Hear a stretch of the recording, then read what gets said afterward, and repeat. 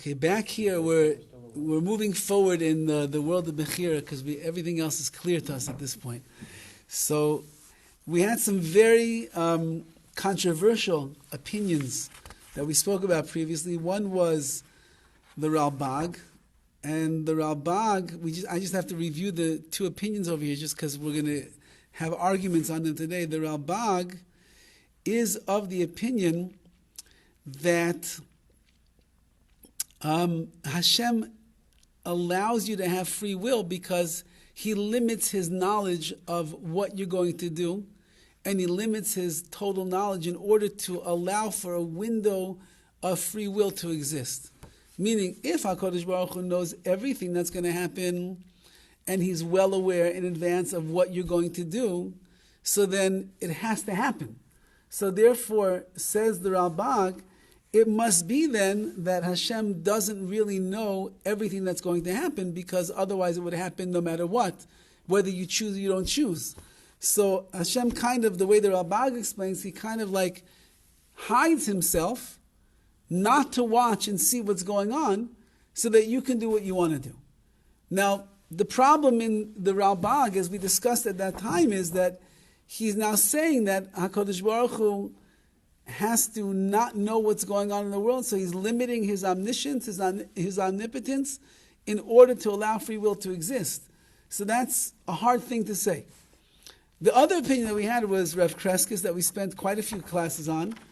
And Rav Crescas also is of the opinion that, kind of like the opposite, free will is very, very limited, according to Rav Crescas. As a matter of fact, Hashem really knows everything. And there's a whole system of reality that Hashem has, the ball is rolling and everything is moving in a certain direction. And based on all the connecting dots, things are going to happen in your life the way that they happen, whether you choose it or not choose it. And the only place of free will that you have is really in your spiritual, emotional world, whether or not you are happy and satisfied with the good that is coming and happening, and disappointed with the bad mistakes, quote unquote mistakes, but it's not really your mistakes, the bad mistakes that you make, and therefore you regret it, and you would like to come back to HaKadosh Baruch Hu and do tshuva. That's really the only place where your BECHIRA is going to exist. But in the actions themselves, there seems to be, according to Rav Crescas, almost little to no BECHIRA, which is obviously also problematic because the Torah itself is filled with the idea and the concept of you have free will and you will get rewarded if you do the right and you'll get punished if you do the wrong thing. So where's reward and punishment coming according to him? So we have someone today called the Akeidas Yitzchak. This was a sefer that came out after the time of the Ralbag and Rav Crescas, and he takes them to task, I guess as we would say, arguing on them. He doesn't understand what they're talking about. And he starts off with the following hanacha, which is foundation. And that is, the Rambam is correct. So why are people arguing and have to come up with different ideas? The Rambam, you remember, in the very beginning said, let's get it straight. Hashem knows everything, and you also have free will.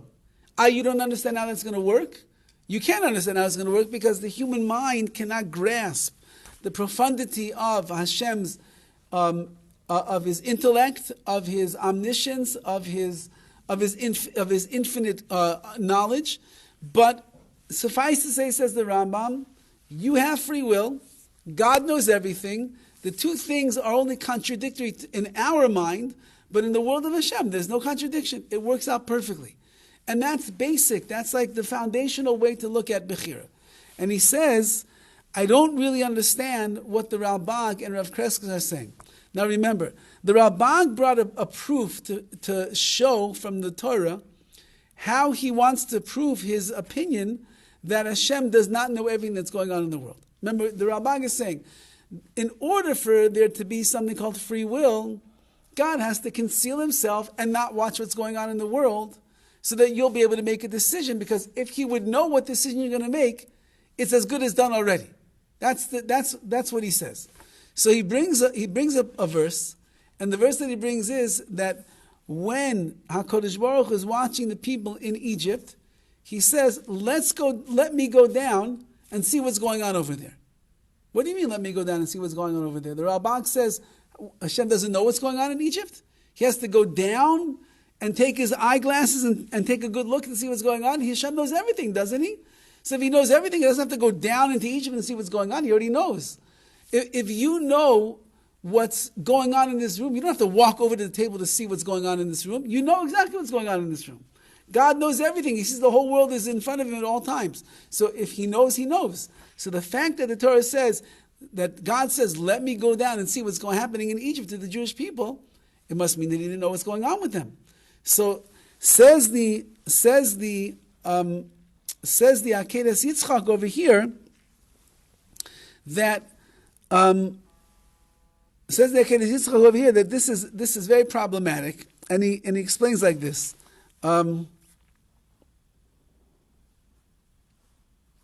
He'll explain. Now, Rav Crescas also goes too far, because Rav Crescas said that Hashem knows everything, and he limits free will in a very severe way. Meaning, Rav Crescas is saying Hashem knows everything. All the pieces are in motion already. You really have no control over what you're going to do. It's the world is pushing you in a certain way. History is pushing you in a certain way. Your character pushing you in a certain way. Your background, it's all pushing you in a certain direction. So he says this is a big problem, because if you want to say that God knows everything and you have no free will, then what does he do with that verse? That Hashem says, let's go down and see what's happening in Egypt. According to Rav Crescas, Hashem knows what's going on because everything is moving along in that direction. So even that verse is going to be a problem to him. And certainly he says that if God really knows everything and you have no real free will in your actions, then why does it say that Hashem rewards Avram after he does the Akeidas Yitzchak? He brings his son Isaac to the altar over there. He didn't do anything. According to the theory of Rav Crescas, since that Avram had all these things that were moving in his life, of course he's not going to. Of course he'll take his son to the altar and be willing to shecht him. Why do you get rewarded for such a thing? And furthermore, he says that if you go along with the opinion of Rav Crescas, people will end up coming to a place where they'll deny responsibility for their actions, because since anyway God is pushing me in a certain direction, anyway if I do the wrong thing, he's not going to punish me. And if I do the right thing, I'm not going to get rewarded. So therefore, you have a person who's walking around believing to himself that my actions really don't matter all that much, and therefore, if I do the wrong thing, I don't have to feel bad at all. Now remember, Rav Crescas is learning that the only place that you can have free will is in that world of your thoughts, that if you do the wrong thing, do you feel bad that you did the wrong thing? You don't feel bad. But he's saying it's going to have the exact opposite result. If I'm not going to get punished for the actions that I do, so then why am I going to feel bad after everything is said and done? I'm just going to say my hands were tied. There's nothing that I can do. That's how HaKadosh Baruch Hu led me in that direction. What do you want from me? And therefore, he says that because of these questions, the Ralbag, who's saying that Hashem veils himself or shields himself so that he cannot see what's going on, and Rav Crescas is saying Hashem just knows it all and you're really not making much of a choice in this world, both of those opinions cannot be true. And he says like this, because if you think about it, it comes out unacceptable outcomes. Number one, if God does not know the future, according to the Ralbag, we find in the Torah that God in fact predicts the future. We find in the Torah constantly is predicting the future. Hashem makes a bris ben Abisar. He makes a covenant with Abraham. And in the covenant he says, there will be a nation that will rise up against you and it will subjugate you for 400 years. And eventually I'm going to take you out of there. Now, according to the Ralbag, Hashem doesn't know what's going to happen in the future because man has to have free will. So how can he make a prediction? How can he predict what's going to happen if he has no idea what's going to happen? And therefore, and we know that, I'm sorry it's so choppy today, but it's too many words. He says like this, yet we find that in the Torah that God does in fact predict the future. Either there must be no free will at all, so then Hashem's predictions will come true, or else his prediction could turn out wrong, which is also a problem. If you're going to say that free will is going to affect the predictions of Hashem, so then that means that Hashem is wrong? How can Hashem be wrong? He knows everything.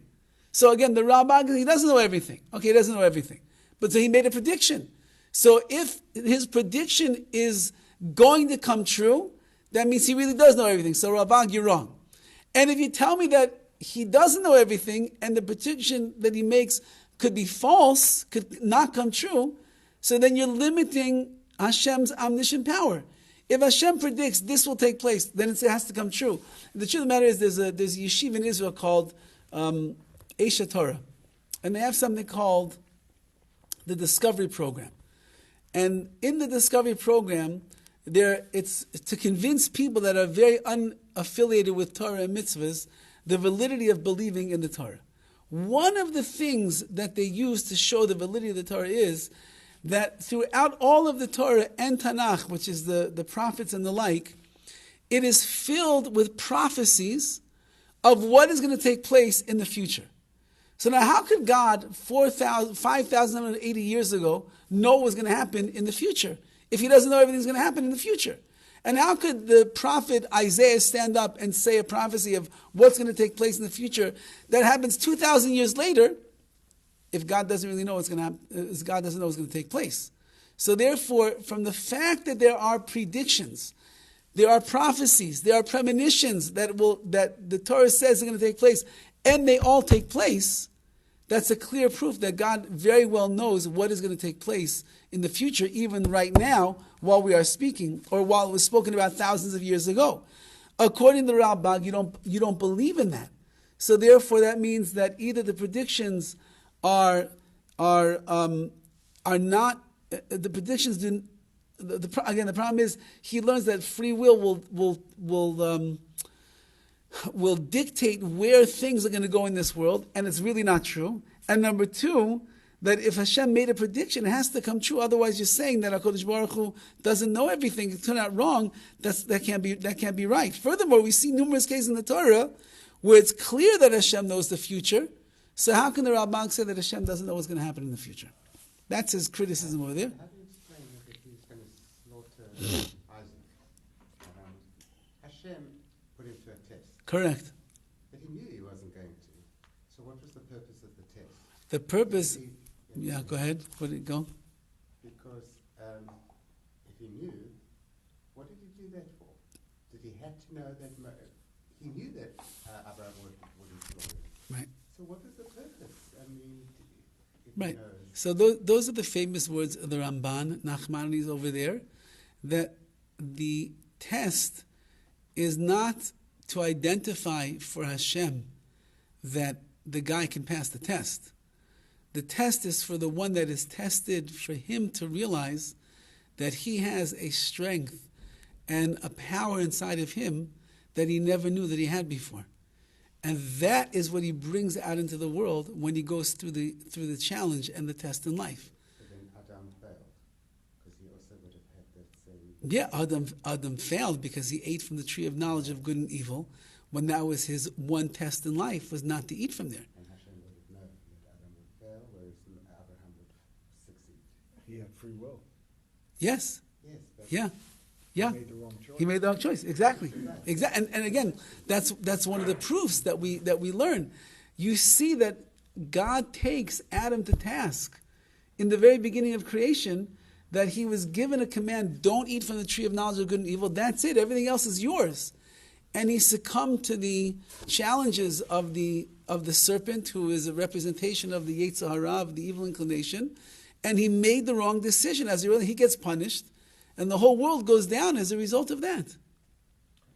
This thing with free choice and God knowing what the future is going to be. God knows the future of what's going to be because he knows what choices you're going to make with your free will. So it's not that there's a predestined script. He knows you're going to make this choice, therefore he can make that. Just like he knew Adam's going to fail. So you again. So again. Everybody had the choice, but he knew. Again, that's the opinion of the Rivash. No, Again, This other stuff where he's going to shield himself. Right. You go in there. He knows what you're thinking. Exactly, which is exactly why he's very bothered by this. You're coming up with a very complicated way to define BECHIRA and describe the way that it works when you don't have to go that far. There's a much easier way. Again, the Rambam said what he says. The Rivash, who we learned previously, which is what George is alluding to, who understands that since that the whole world is revealed to Hashem at all times, that means that 1,000 years ago, right now, and 500 years in the future are all revealed to Hashem. That means that right now, He knows what your choice is going to be tomorrow. So therefore, when Hashem knows the future, it's only because He knows what you're going to choose. He's not forcing you to choose. Why did He even bother when He knew the world would be turned upside down by Adam? What was the whole purpose of having Adam? He should have just said, "This is your life, ladies and gentlemen. You're going to work, men, women. You're going to have childbearing pains, and that's it." Why did He? Well, because we have to know that there is a consequence to and an impact to the actions that we make. That's really what the beginning of the Torah is teaching us. That you have a choice. If you choose good, things are going to work out great. If you choose bad, you're going to destroy yourself, you can destroy your family, and you can destroy the people around you.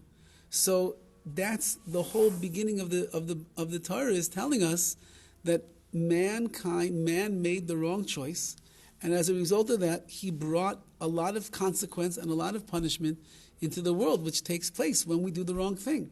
So this world is not a free ride, which means that you're obligated to watch over your actions and realize that what you do has a very far-reaching impact on not only yourself and your family, but on everybody. Did they have children before he ate the apple? No. Afterwards. So therefore he writes, just to conclude over here, he says, the Akeidas Yitzchak, who's the author of this particular work, he doesn't understand how could the Ralbag and Rav Crescas miss the fact that the Torah contains many examples of Hashem predicting future events that will occur by means of human free will, which is clear refutations of both their positions. Meaning, God predicts the future, and yet He allows for mankind to have free will. And it's not a contradiction, and that's what the Rambam is going back to the beginning. That's what the Rambam is saying. It's only a contradiction in our minds, but it's not a contradiction in the mind of Hashem. So the fact that Hashem knows everything's going to happen, so let's go with the opinion of the Rivash, that means that He knows now what you're going to choose tomorrow. So of course He knows what's going to be in the future. But it doesn't limit the fact that you can choose what you want to choose. Okay, anyway, he leaves it like this, and we still have more to see. The Arizal, which was the greatest Kabbalist of all, certainly of the last 600 years or so, and we'll see some of the other opinions, which a little bit we touched on previously in other places, but we'll continue to see, to maybe just get a broader image of exactly how, within the concept of the Rambam, how we could explain free will and foreknowledge of Hashem. Okay, so we'll meet up. Monday. I'm not going to be here on Monday. Wednesday, Wednesday, yes.